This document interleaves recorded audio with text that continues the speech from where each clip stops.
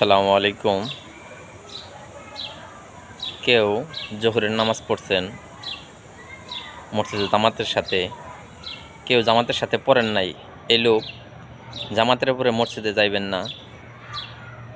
কেউ আসরের নামাজ পড়ছেন জামাতের সাথে, যে জামাতের সাথে মসজিদে নামাজ পড়েন নাই হে মসজিদে যাইবেন না। যে এশারের নামাজ পড়ছেন জামাতের সাথে, যে জামাতের সাথে পড়েন নাই হে মসজিদে যাইবেন না। কেন যাবেন না এটা আমি খুলে বলি, আমাকে ভুল বুঝেন না। যে আপনার উত্তর নামাজের পরে যদি মসজিদে যান তাহলে যাই দেখবেন মসজিদ তালা মারা, মসজিদ তালা মারা। আপনার উত্তর নামাজের পরে মসজিদে যাইবেন না।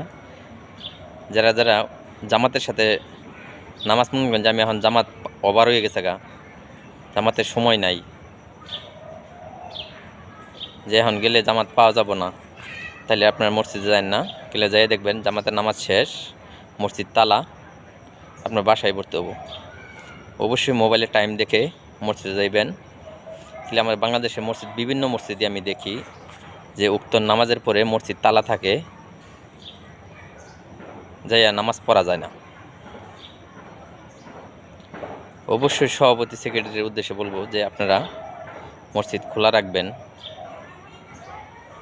মানুষ নামাজ যেন পড়তে পারে। অবশ্যই বারিন্দা হইলেও খোলা রাখবেন। অবশ্যই আমার এই কথা যদি আসলে বলতে যদি হয় ক্ষমা দৃষ্টিতে দেখবেন।